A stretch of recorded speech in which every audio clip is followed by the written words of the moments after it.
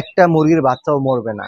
যদি আপনি ব্রুডিং এ ৩ টা ওষুধ আপনার মুরগির বাচ্চাগুলোকে খাওয়ান, বিশ্বাস করেন একটা মুরগির বাচ্চাও আপনার মারা যাবে না, নষ্ট হবে না। আজকে ভিডিওতে মুরগির বাচ্চা কেন মারা যায় আর ৩ টা ওষুধ কি, কি ওষুধ খাওয়ালে আপনার মুরগির বাচ্চাগুলো সুস্থ থাকবে জানতে পারবেন। ভিডিওটা খুবই গুরুত্বপূর্ণ। আশা করি ভিডিওটার সাথেই থাকবেন।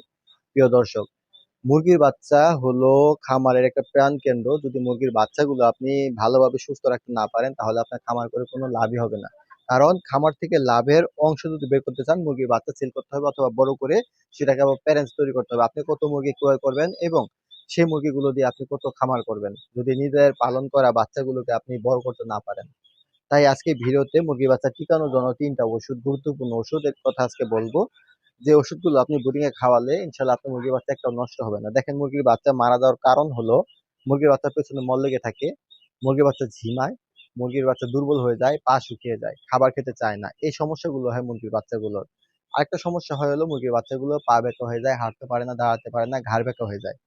এই সমস্যাগুলো যদি প্রতিরোধ করতে পারেন ইনশাআল্লাহ আপনার মুরগির বাচ্চা একটাও নষ্ট হবে না। আমার এখানে দেখেন এই যে একটা কুচো মুরগি কুচে বসছে, এখানে একটা বসছে, আরো ৩ টা মুরগি কুচে বসা আছে, হাঁসের বাচ্চা হাঁস কুচে বসা আছে। দেখেন এই বাচ্চাগুলো যখন ফুটে বের হয় আমি আলাদা করে পালন করি এবং সেই ওষুধগুলো খাওয়াই। ইনশাআল্লাহ বাচ্চাগুলো ঝরঝরা থাকে এবং সুস্থ থাকে। কারণ আমার ভিডিওতে আপনারা দেখতে পারেন। আমার ভিডিওতে মুরগিগুলো দেখেন ইনশাআল্লাহ প্রতিটা মুরগি কিন্তু সুস্থ দেখেন আপনারা। দেখেন ব্রুডিং এর সময় মুরগির বাচ্চা ব্রুডিং এর সময় আপনি যদি মা মুরগির সাথে রাখেন সমস্যা নেই বা আলাদা ব্রুডিং করেন যে ৩ টা ওষুধ খাওয়াতে হবে তার মধ্যে ২ টা হলো দ্বিতীয় দিন থেকে সেফা ওয়ান আমি এই যে ওষুধের ছবি দিয়ে দিতেছি ওষুধগুলো স্ক্রিনশট দিয়ে রাখবেন। সেফা ওয়ান, অ্যানোসিন এই দুইটা ওষুধ দিয়ে সেফা ওয়ান দিবেন লিটারে ১ গ্রাম, অ্যানোসিন দিবেন লিটারে ১ এমএল।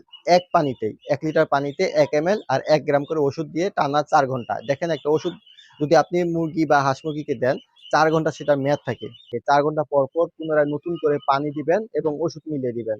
সেফা ওয়ান, অ্যানোসিন দিয়ে টানা ৩ দিনের একটা কোর্স করাবেন। এইজন্য যাতে করে আপনার মুরগির বাচ্চাগুলো ঠান্ডা না লাগে, পেছনে মল লেগে না থাকে, না ঝিমায়, গুঁড়া নিউমোনিয়া যেন না হয়। এই সমস্যাগুলো মুরগির বাচ্চার মর্টালিটি বাড়িয়ে দেয়। আপনি যদি এগুলো আগে থেকে প্রতিরোধ করতে পারেন আপনার মুরগির বাচ্চাগুলো সুস্থ থাকবে। এটা হলো প্রধান সমস্যা। ৩ নম্বর ওষুধটা হলো থায়াবিন। থায়াবিন খুবই গুরুত্বপূর্ণ ছোট বাচ্চাদের জন্য।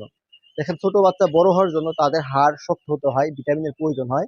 আর যদি ভিটামিনের ঘাটতি থাকে তাহলে হাড়গুলো শক্ত হতে পারে না। যে কারণে হাঁস মুরগির হাড়গুলো বা পা বেঁকা হয়ে যায়, ডানা বেঁকা হয়ে যায়, ঘাড় বেঁকা হয়ে যায়, এই সমস্যাগুলো হয়।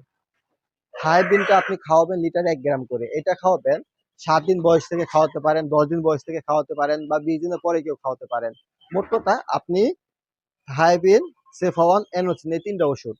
অ্যানোসিন, সেফা ওয়ান ২য় দিন থেকে খাওয়াবেন। থায়াবিন আপনি চাইলে ১ সপ্তাহ পরেও খাওয়াতে পারেন বা ১০ দিন পরেও খাওয়াতে পারেন। লিটারে ১ গ্রাম করে টানা ৫ দিন। এই থায়াবিন ওষুধটা আপনি প্রতি মাসে খাওয়াবেন ৫ থেকে ৭ দিন। তাহলে আপনার মুরগির বাচ্চা বা বড় মুরগি, ডিমের মুরগি কোনো মুরগি আপনার টাল হবে না, ঘাড় ব্যাকা হবে না, পা ব্যাকা হবে না। এই ৩ টা ওষুধ যদি আপনি আপনার খামারে ব্যবহার করতে পারেন তাহলে আপনার মুরগির বাচ্চাগুলো সুস্থ থাকবে ইনশাআল্লাহ।